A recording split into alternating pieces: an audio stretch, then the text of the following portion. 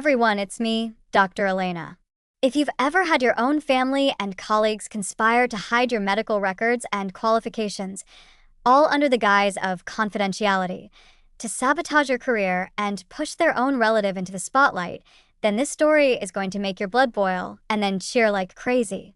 This is my revenge recall, how my brother and hospital colleagues hid my advanced certifications and medical achievements to promote his unqualified son, ruining my reputation and forcing me out, how I disappeared with my daughter, uncovered the conspiracy, and came back to expose them live on national TV during their big award ceremony, with every document, every email, every lie projected for the world to see.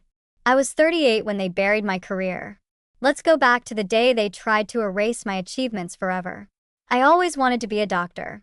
I worked my ass off, medical school on scholarships, residency in a top hospital, specializing in cardiology with extra certifications in interventional procedures and research. By 35, I had published papers, led teams, saved lives. My brother, Mark, was the family golden boy, successful businessman, but no medical background.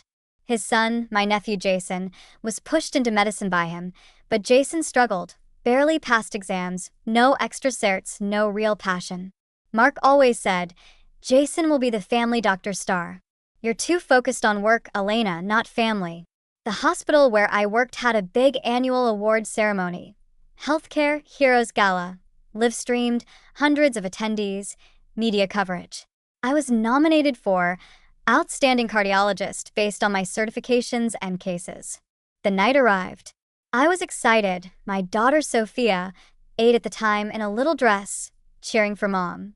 During the presentations, the director took the mic. For Outstanding Cardiologist, we have a tie. But after review, we award it to Jason Reed, a rising star with promise. The crowd clapped. Jason took the stage, thanked his dad Mark, who was on the hospital board, and the family for supporting my journey. I was stunned. My name wasn't even mentioned. Later, Mark pulled me aside. "Elena, we had to keep your records confidential. Some issues with verification. Don't make a scene, it's family." I pressed the director privately. "My certifications are valid. What issues?" He looked uncomfortable. "Your brother said there were concerns. Medical privacy. We couldn't use them." Concerns? My records were spotless. I dug. Hired a private investigator with my savings. Found emails between Mark and the board. Hide Elena's certs. Make Jason look better. Family first. They'd misplaced my files, claimed confidentiality, to push Jason for promotion. The hospital sidelined me. No more big cases. Rumors spread. Elena's credentials are questionable. Patients canceled. I was forced out. Depressed, broke, divorced, Liam sided with his family. I left that night. Packed one bag for me, one for Sophia. Drove to a different state. Changed our names. Disappeared. The first 3 years after the anniversary humiliation were the darkest, most isolating time of my life. Sophia was only 12 when we left, a quiet girl with my grandmother's gentle smile, who never knew the house where I used to dream of growing old with her father. Every night she asked the same heartbreaking question, "Mom, why did Daddy throw away Grandma's album? Can we get it back?" I didn't have answers that didn't hurt. I told her half-truths. "We're on a new adventure now, sweetheart. Just you and me." But inside, I was screaming. I moved us to a small, forgotten town 3 hours away, far enough to disappear, close enough that the scent of pine and earth still reminded me of Grandma. I rented the cheapest 2-bedroom apartment I could find, a drafty place above a laundromat, with peeling wallpaper, a single window that looked out on a parking lot, and a mattress on the floor because I couldn't afford a bed frame. I worked 3 jobs at first. Mornings, cashier at a small grocery store, scanning cans and smiling at customers who never knew my name. Afternoons, cleaning houses, scrubbing floors on my knees while Sophia stayed with a kind retired neighbor who charged almost nothing and let her read. Evenings, waitressing at a diner, carrying trays of coffee and pie until my arms shook. I came home at midnight, smelling like grease and bleach, collapsed on the floor beside Sophia's bed, so she wouldn't wake up alone. We ate instant noodles, canned soup, whatever was on sale. I skipped meals so she could have seconds. I cried in the shower so she wouldn't hear. Depression wrapped around me like fog, thick, suffocating, unbreakable. Some days I couldn't get out of bed. I stared at the ceiling, wondering if this was all my life would ever be. But Sophia kept me breathing. She started drawing pictures, old albums, family photos, me and her holding hands, and selling them to neighbors for $1. "Mom, we can buy a new album again," she'd say, eyes bright with hope. It broke my heart and mended it at the same time. She reminded me of Grandma's love. She reminded me of the promise I made to keep the family vault safe. I started fighting in secret. I contacted a lawyer who specialized in lost assets and inheritance recovery, a quiet woman named Sarah who took my case on contingency because she believed in the story. We gathered what was left, the crumpled papers Victor had pulled out before throwing the album away, a few photos I'd taken of the contents years earlier, Grandma's old letters mentioning the investments. Sarah sent everything to a financial historian and a stock recovery firm. It took months of digging through archives, old records, and bank statements. The result was staggering: $13 million in forgotten stocks, bonds, and dividends, accumulated since the 1950s when Grandma invested every spare penny in companies like IBM, General Electric, and early real estate. But the album was gone. The big certificates, the ones worth the most, were lost in the trash. Victor claimed he didn't remember what happened to it. The family backed him. "It was just old junk, Elena. Let it go." My own mother said, "Maybe it's better this way. You can start your own thing." I confronted Victor one last time. "You threw away $13 million.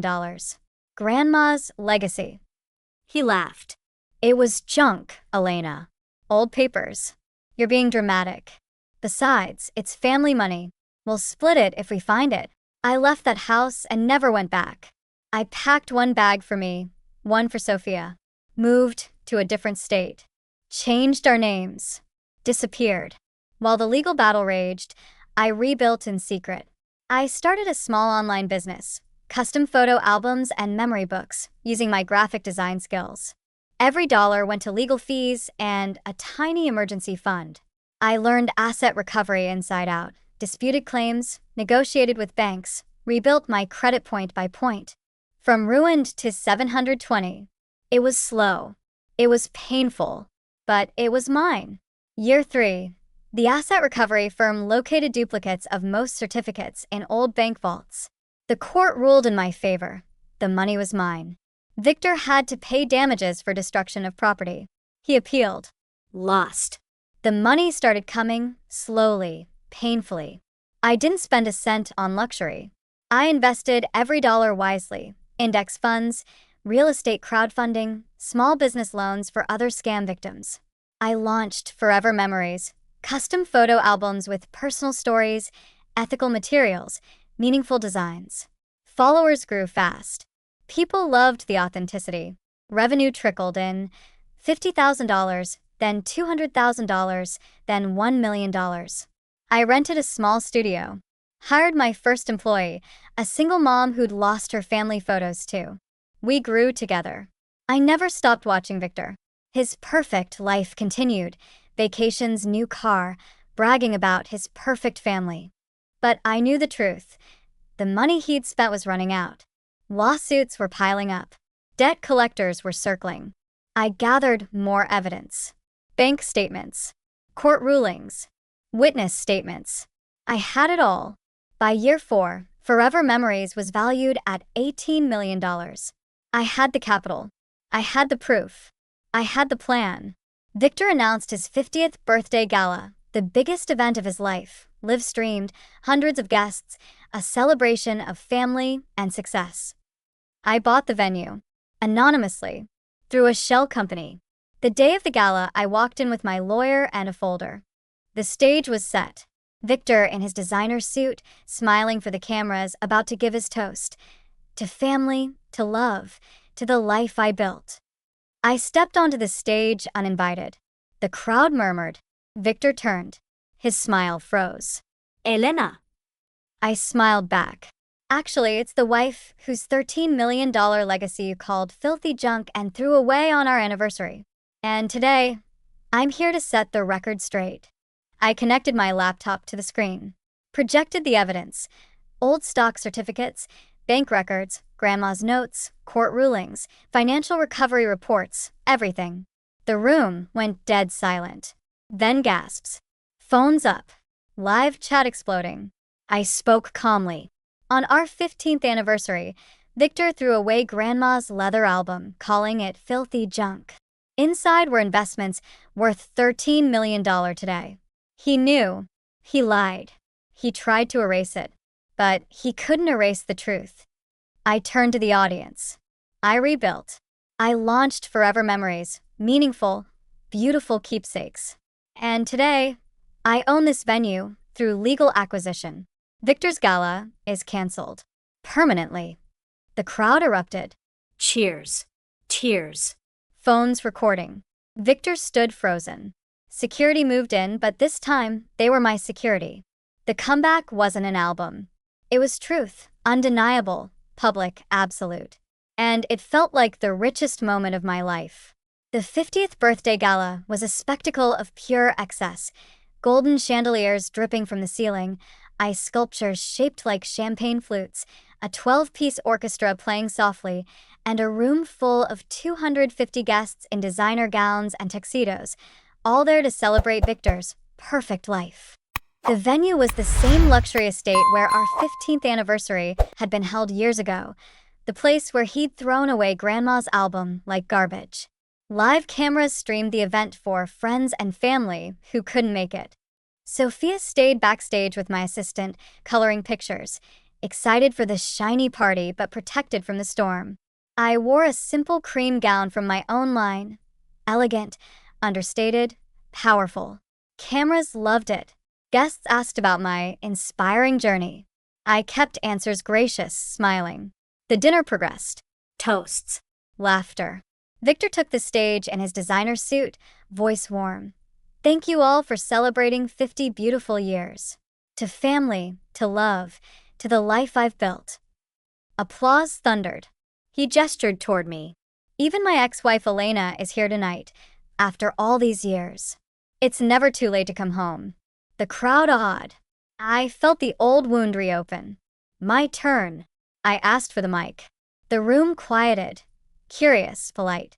I have a toast too, I said, voice steady. I stepped forward. Sophia handed me the folder from backstage. On our 15th anniversary, Victor called Grandma's leather album filthy junk and threw it away in front of everyone. He said it was trash. He laughed while the cameras rolled. That album contained $13 million in forgotten investments Grandma made over decades, stocks, bonds, dividends that grew silently. He knew. He lied. He tried to erase it. I opened the folder, projected the evidence on the massive screen behind him, old stock certificates, bank records, Grandma's handwritten notes, photos of the album, court rulings, financial recovery reports, everything. The room went dead silent. Then gasps. Phones up. Live chat exploding. $13 million? He threw it away. This is insane. I trusted him. He was my husband. But he used Grandma's legacy for his own image, while I lost my inheritance, my memories, my future.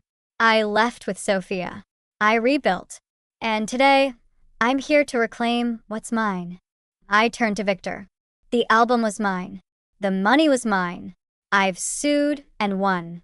The assets are restored. And you owe me damages for destruction of property and emotional distress. The room erupted. Shouts. Tears. Relatives turning to Victor. The stream chat went wild. This is insane. He threw away $13 million? Poor Elena. Victor's face collapsed. He tried to speak, voice cracking. Elena, you're exaggerating. It was just old papers. No. I cut in. It was Grandma's life savings. And now the truth is public. The court papers are filed. The money is coming back to me. And you'll pay for what you threw away. Security moved in, not for me but for him. The family stared in shock. My in-laws, cousins, aunts, uncles, all of them realizing the lies they'd believed. The comeback wasn't an album. It was truth, undeniable, public, absolute. And it felt like finally coming home. The months after the gala exposure felt like the final course in a meal I'd been cooking for years. Rich, satisfying, perfectly seasoned with justice. The clip of my appearance on Victor's 50th birthday gala went supernova. Billions of views combined, dissected on every finance and family drama podcast, morning shows calling it the trash-to-treasure inheritance heist that backfired, viral TikToks of Victor's face freezing mid-toast. Hashtag Elena claims trended worldwide for weeks. My brand, Forever Memories, valuation soared past $80 million in months. Messages came in by the millions. Daughters who'd had heirlooms dismissed finally lawyering up. Women who'd rebuilt after family erasure saying, "You made me check the attic before it's too late." Young brides sharing how they now keep their own vaults safe. Some stories hit hardest. A woman sent photos of her reclaimed family jewelry box. "Because of you, I stopped letting my mother-in-law call it junk." Another shared her daughter's first wedding invitation designed with her grandmother's old lace. Generational beauty, but honest this time. I read them during quiet evenings, Sophia asleep, tears blurring the sketches as I realized how many memories I'd helped preserve. Victor's perfect world collapsed faster than a house of cards in a storm. Sponsors fled. His social media empire, once untouchable, became a cautionary tale in etiquette classes, the 50th birthday downfall. He tried a comeback video, tearful apologies, that got ratioed into oblivion.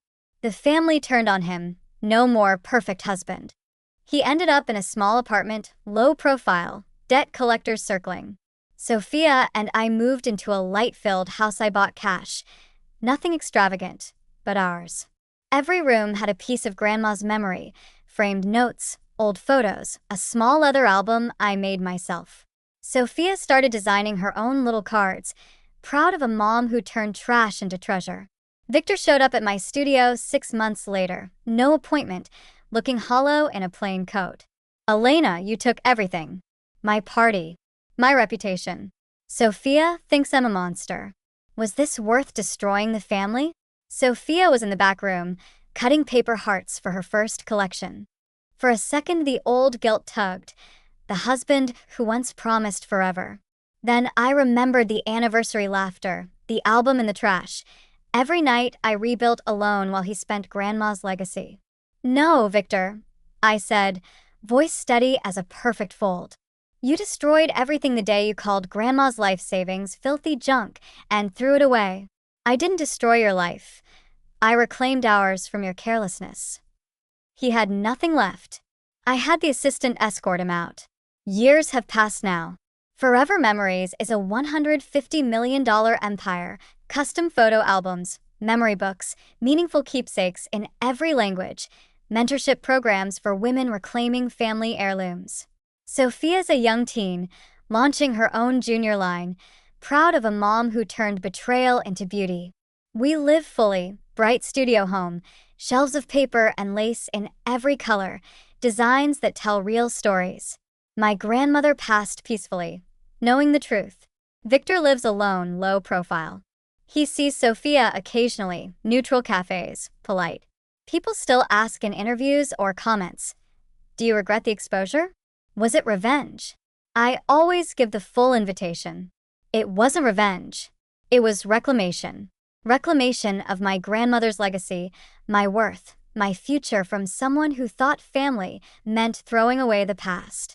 The moment I stopped letting him dismiss my heritage, I gave every wife, every keeper of memories, every person robbed of heirlooms permission to open their own album, fully, boldly, beautifully. If you're watching this and your family treasures your memories, your legacy have been called junk or thrown away, hear me. You can escape quietly. You can start small, one page, one lawyer, one boundary. You can rebuild until your story is undeniable, your name is on the design.